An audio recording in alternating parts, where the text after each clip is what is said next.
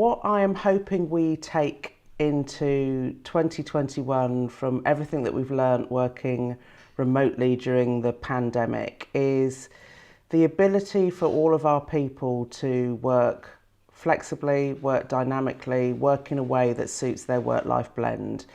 We have seen us do new business pitches during lockdown and working remotely. We have seen our client satisfaction scores increase during lockdown. And for all of the naysayers, all of those doubters that whenever anybody said that they were working from home, they used to do like quote marks in terms of people working from home, they really do realise that it can be done. People are productive and our businesses continue to grow and strive. Well, and I certainly felt a deep sense of responsibility at the beginning of the pandemic and throughout, and certainly on two key areas. One was ensuring that we were doing the very best that we could as an organization to minimize the exposure of any misinformation. And then secondly, ensuring people were seeing credible and accurate information. Now, this is not an easy task, and it required teams around the world to work non-stop to develop those systems. The second part of that was helping businesses, in particularly small businesses, to pivot to this brand new world that was thrust upon them. Many of whom realized that actually the only way that they could continue to grow or perhaps survive will be to move online. That was the only way for them to be able to sell. So very fast acceleration of both preventative tools, helping people see the right information, but also making sure that businesses had the tools that they would need in order to survive and hopefully thrive during this period. Well, look, retail is always been considered a fast-paced industry, but what we discovered during the pandemic is that we had to be even faster, and that's something we've kept. But on top of that, what was really important was to have live insights for colleagues and customers on a daily basis. And for example, we've had daily panels of over 23,000 colleagues and customers telling us how they felt and what was important for them. And that's something that we've kept. We've become very, very direct and clear about what the priorities are with our agencies and worked very collaboratively. In a way, almost there was a live discussion for every brief, which is also something that we've kept. So I would say clarity of purpose, fast paced, but most importantly, based on customer sentiment. And we continue to do that. We've just introduced, for example, 1,300 traffic light systems in our stores to make sure that we control the number of customers and the flow. And we strengthened the restrictions on face covering. And that's something that we had to decide very, very quickly because it was important for our customers. I mean, the first pandemic saw a huge increase in the number of both people and time they were spending online, and therefore a proliferation of online content. And in that, many marketers saw opportunity for growth through targeted content at the right audiences, both to sell, but also to build brands. And we've been lucky enough to be on that trajectory before the pandemic, where we'd been deploying bespoke teams for large clients of creatives and media people and analytics people in single teams before the pandemic. And I guess what we've learned coming out of the pandemic is that that's going to be the direction of travel, certainly through this second lockdown. And I think for the best part of the first half of this decade. And we've seen very large clients, the likes of Mars, for example, coming into the market looking for global partners to help them do that. And we're fortuitous enough to have won quite a lot of business. And we start 21, 30% bigger than we started 20 because of that concentration on the deployment of relevant content. I think for us, everything was about communication. At first, it was communication with our staff, communication with our suppliers, communication with our stakeholders, communication with our board. And if I thought I did a lot of communication before, now it's tenfold, all the time, sometimes just reassuring people that they had the latest messages. And the other part of communication was to our audiences. And that was about being responsive, putting on programs that were about how they felt, the challenges they had, how we felt as a nation, whether it was being trapped at home with your children or having to cook every night or trying to work out what to do with all these hours that we used to live our lives in. It was that communication with them, which was about being responsive to how we felt as a nation. And those things are the things we're going to carry with us into the future. I think the most important changes that we made in 2020 that will continue into 2021 and beyond is focus. And that's not just focus on who we are and the value we deliver, but really important focus on how we work and where the best allocation of our resources is. So for example, in 2020, we refocused the global organization on the long term and on brand, making sure we always had a team focus on the future, focus on building our brand, focused on the long term, freeing up our country and our regional marketers to focus much more on survival and the short term. And I think there's also 5 really important behaviors that came with that.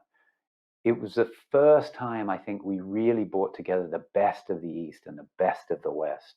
We had much more diverse teams both on agency side and on our client side, really working together much closer, a lot shorter, a lot more iterative sprints. And finally, one of the things I'm really proud of, and I know will continue, is we flattened some of our organizational structures and we provided more and more empowerment to our marketers to adapt to the market and to continue getting on with actually delivering that core value. So even without a pandemic at the start of 2020, TikTok had a really big mission, and that was to build and accelerate our business. We were very young, very dynamic, and we were a startup.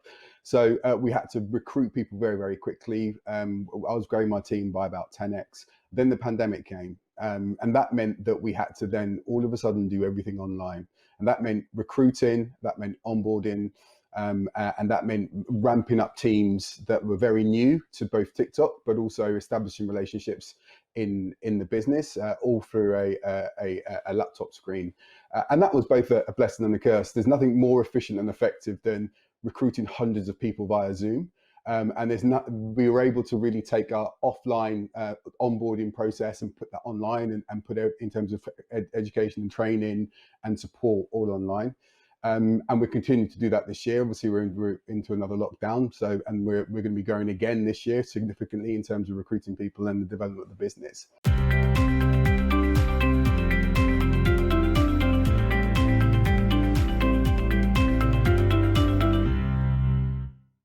So I think this has been one of the most difficult things. Keeping the culture together is so much to do with being physically located, and we had a particular challenge in that a large chunk of the agency was physically located together, which was in Whitehall working on the COVID hub, and we were physically there, and there was a real danger of that being a kind of split off from the rest of the agency. I have to give a big shout out to my people team here, because they put an enormous amount of focus on agency get-togethers, all the usual stuff of activities like group Pilates and yoga, but importantly lots and lots of town hall meetings. And one thing we did notice, which was great, was the technology we were using for the town hall meetings, where we'd be having a virtual town hall meeting, and then when we were giving out awards or shout outs to particular people, the chat box was an area of lots of love, really, with people kind of saying what they thought about their colleagues in very glowing terms, in a way that I don't think they ever would if they had been speaking to them face to face. But because it was on a screen, they felt able to say thank you and praise people in a very emotional way, and that was fantastic, and we'd like to find a way of keeping that going. Communication. People are the most important things in our organisations, and there were so many different things going on in the world and also within the companies that I work with. Things were changing so fast, people were being asked to do different things, and there were 3 main things that need to be focused on. One was the job role itself, how that was changing. The second thing was the individual themselves. How was their mental and physical health? How were they coping with being asked to make these changes? And the third thing was the environment in which they were having to work from home. All sorts of people have different things going on at home. And at the end of the day, an organisation relies on the people that work in it, and teams are so important. So communication from one person to everybody, communication within teams, and particularly individual communication, colleague to colleague and manager to colleague, and keeping the lines of communication open to make sure everybody understood what was going on and was as comfortable as possible with trying to do what they were doing. Well, I feel very lucky working in a technology company that many of the tools that we use to build community and to stay together were available to us at home as much as they were at work. But really, it was much, much deeper than that in my experience. And the things that have been really important that I think I want to maintain and we should maintain, I took about in two different ways. One, which is vulnerability, being able to demonstrate to people that this isn't easy for anyone. And within that, the degree of authenticity that comes through, we've all been in each other's bedrooms, living rooms, kind of kitchens, gardens, if people have them, or patios. So we've seen into each other's lives in a way that I don't think any of us would anticipate. And not recognizing and acknowledging that would be a mistake, to sort of treat people where they are and how they are. And that's on the second part of this, which is, whilst we've all been through this together, everybody's experienced it very individually. Now, whether that's the challenges of homeschooling, whether that's people that are living on their own or people that are living in shared environments, we're in this together, but we're having different experiences. So the high need for openness, empathy, vulnerability, and authenticity. This way of working is, of course, as everyone knows, it's isolating, it breeds anxiety. Even though you're on screen all day, it's kind of lonely. So that's a real challenge. If your culture is based on what you do when you're together, how do you articulate that culture when you're apart? So we did a lot of work on repurposing our vision and values and laying them out super clearly, refreshed. We did a lot about talking about that, about thinking about what inclusiveness means for us. We did all staff sessions on that. We talked a lot about the mental health challenges, and people were very open about some of their own struggles. We put in place a new employee resource group for parents and carers specifically. And we also had a lot more active management, people checking in, seeing how others were feeling, virtual tea rooms on our intranet every day, ballroom dancing and yoga sessions over Zoom. But a lot more, I would say, actively checking in with people on a personal level, because we don't have any of that just getting together and chatting in the canteen that we used to have. So that's where our purpose came to life and served us really well. Serving British shoppers a little better every day. It was clear to every colleague in store and the office that was the number one priority. So for example, our office colleagues that didn't have crucial, critical work to do went in stores at the beginning, at the early stages of the pandemic, just to help, because that's what we needed. What we quickly found out, however, was that the well-being and protection of our colleagues was paramount in order to be able to serve shoppers. And so we were able to offer to all colleagues at Tesco a 1-year free subscriptions for Headspace and Silver Cloud, just to help with mental well-being, which we know is a real challenge. So I would say a real clear sense of priorities, a sense of teamwork that you keep throughout, clarity on your purpose, because that is really motivating. And we've demonstrated it, as we just announced during our Christmas trading results, where all parts of the business were able to grow despite very challenging circumstances.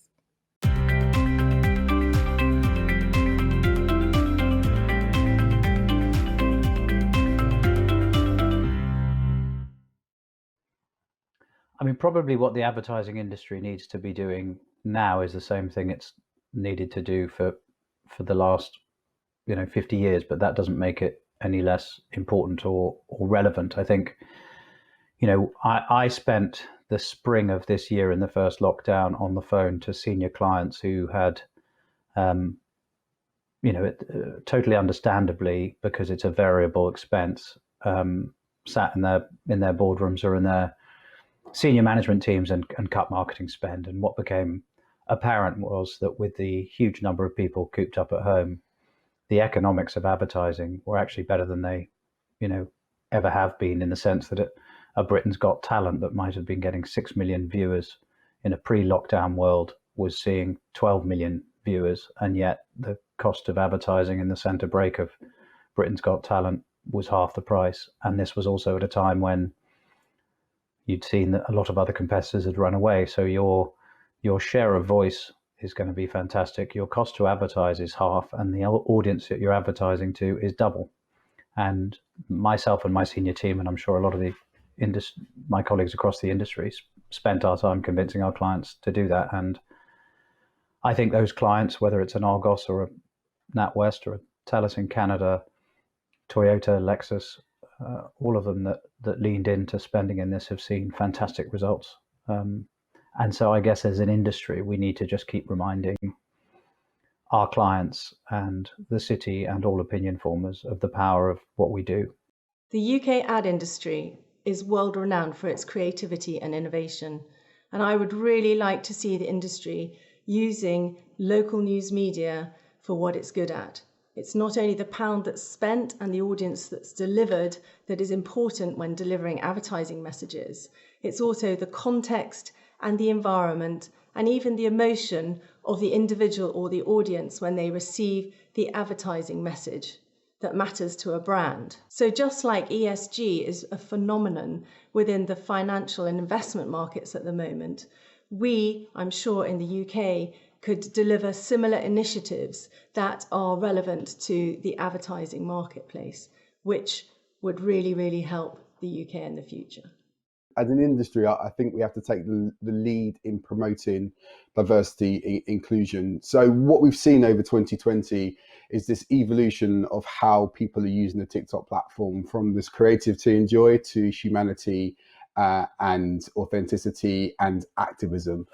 So if you think about for instance, NHS nurses that are using it as an outlet to do two things. One is just to relieve the stress of a really horrible situation they're working in, but also just to tell really authentic human stories about what's going on in a really authentic way.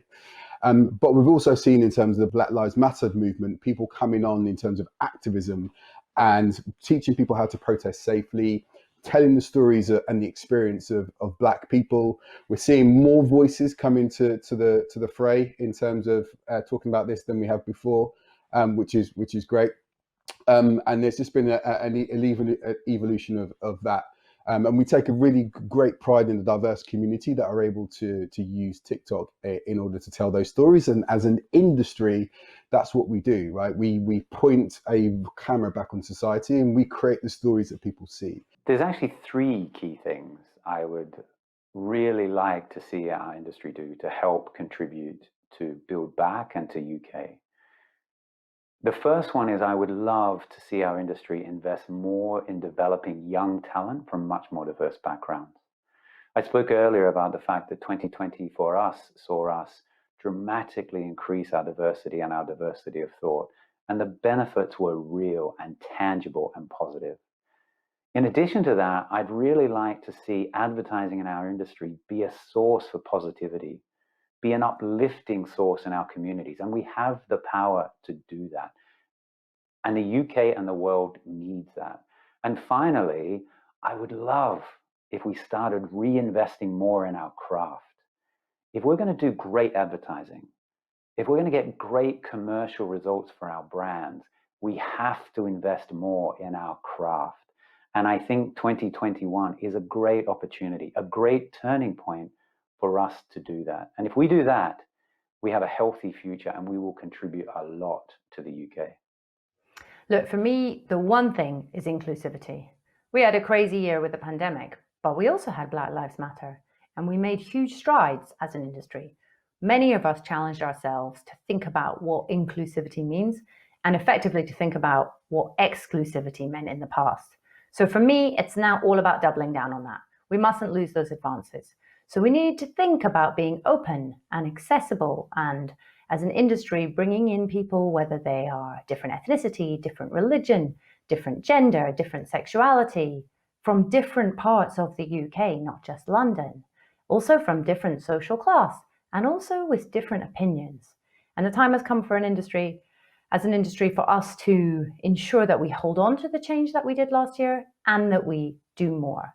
So for Channel 4 this year, we have a Black Takeover Day on air, where every show in that day will be fronted by Black talent in front of the camera, but also behind the camera.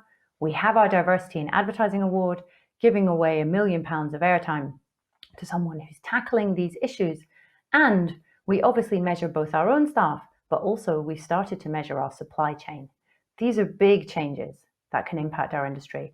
So for me, we need to grab onto that, but we also need to do more.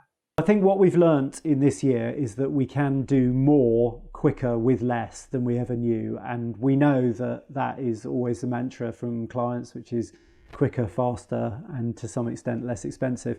And I think you can't turn back the tide. We can't be King Canute in the face of technology. And what we've learnt in lockdown is that we can work very fast, very efficiently, and still produce quality products. So I think it's going to be the biggest challenge is how do we learn what we can do, not throw away some of the good practice from before, but embrace all of the benefits of the efficiency that technology can give us that we've experienced during this terrible pandemic. There's not one thing that I would like our industry to do. There's two. I think the first one, we have a huge responsibility and role to play in ensuring that people get the vaccine and that it's safe to get the vaccine, because that will help. That will prevent further lockdowns, it will prevent further diagnosis of COVID, and it will prevent further death. So I think we have a huge responsibility to ensure people feel safe about the vaccine, to give knowledge and information about the vaccine, and to ensure that people take it. And then the second thing is we have a huge responsibility to help rebuild the UK economy. Our industry is brilliant at creating brands, building brands, helping to generate growth for our clients' business. And we have a huge responsibility post-Brexit, post-COVID, to make sure that the UK really does thrive.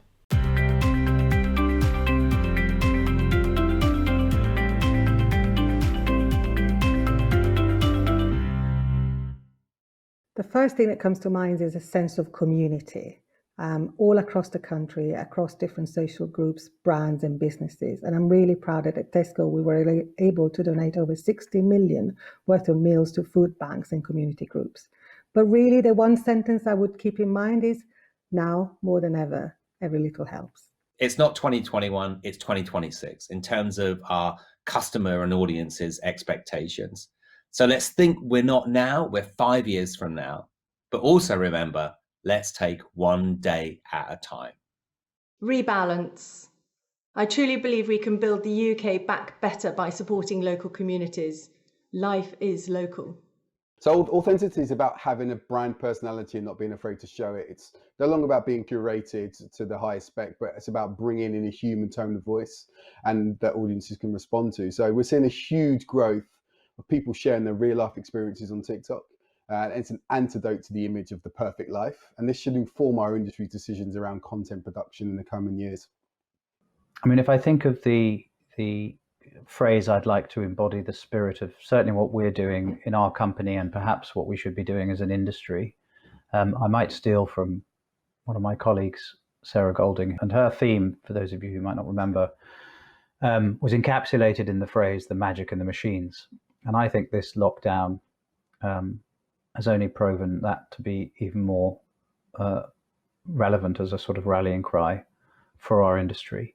You know, the ability for us now to find consumers online and tell them stories in different cohorts by bringing together fantastically talented brand storytellers and creative people with mathematically minded media and data people, and be able to prove to our clients how we can genuinely supercharge the growth of their businesses, I think is a really exciting new age and new era for our business. And I think those of us that lean into that and bring those two skills together will enjoy a fantastic 21 and probably a fantastic decade. The word that I'd like to represent 21 is enlightenment. I think last year, so many of us really discovered our true values, and our, clients' brands and our companies lived their values as well. So it was a year of discovery. It is a year that I hope that all of the values that we hold dear, we really live in 21. We have a huge role to play in making society better for everyone.